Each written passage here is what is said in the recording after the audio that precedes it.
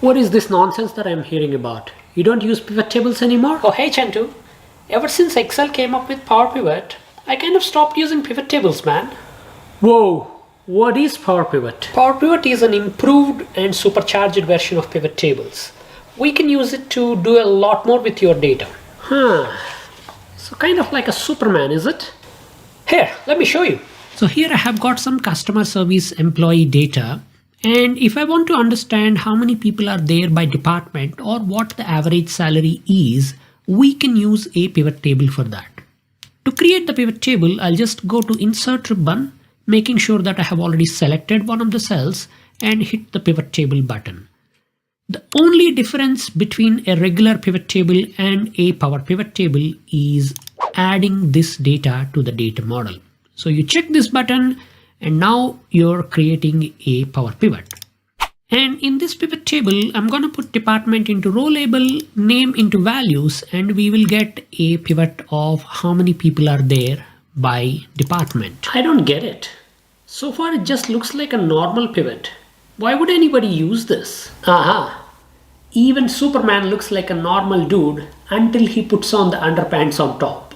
So let me show you the underpants of this PowerPivot thingy. The first superpower of PowerPivot is it can work with multiple tables.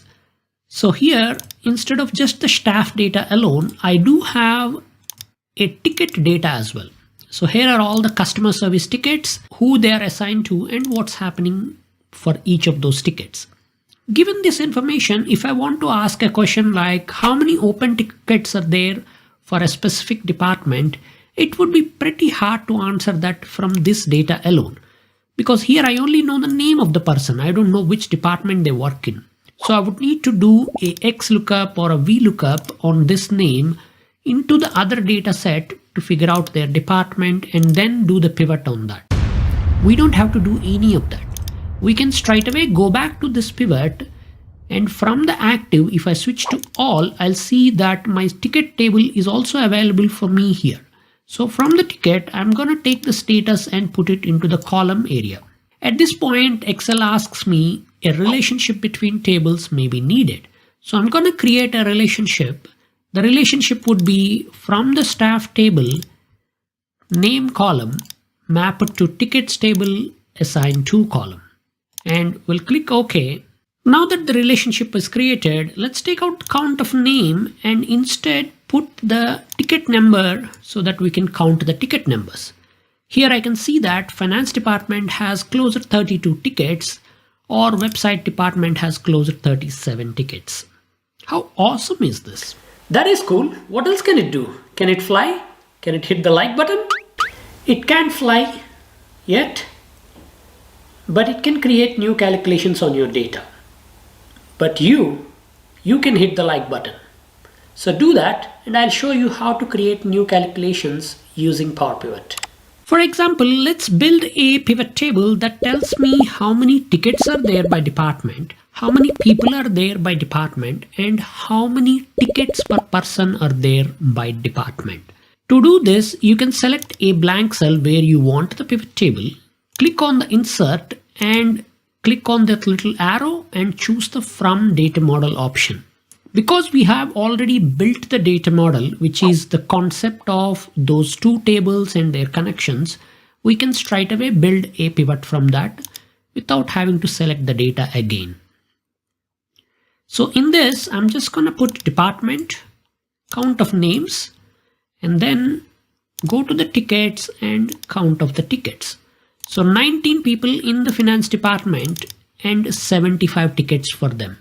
27 people in procurement department, 123 tickets for them. So given these two numbers, if I want to now calculate a third number, which is tickets per employee, we can do that quite easily with PowerPivot.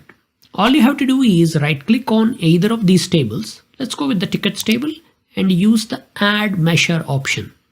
This opens up another superpower of PowerPivot through which we can build custom calculations. So let's call this as tickets per employee, and here we already have count of name and count of ticket number. So we just take these two and divide one with another. To access the values that are already there, you just open a square bracket and select the count of ticket number, divide that with count of name.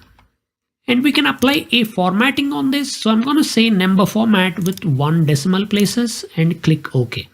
This will add an extra calculation to your table, tickets per employee. Keep in mind that it won't add any columns to your data. That calculation is kind of staying in the mind of Excel.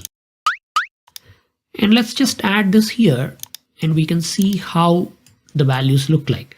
For example, it looks like HR department is a bit overloaded with almost 5.3 tickets per employee, whereas finance department is a bit light on the work. Needless to say, you don't need to have these 2 other columns to see this number. You can take out those values and still the calculation works beautifully.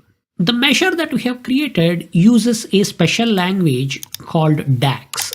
And we can use that language to create not just simple calculations like this, but even more complicated ones. Wow, this DAX thing, I'm telling you, man, is really great. Can you tell me more about it? Sure, man. Here is a video that talks a little bit more about DAX. Click on it. Go ahead, watch it. Bye.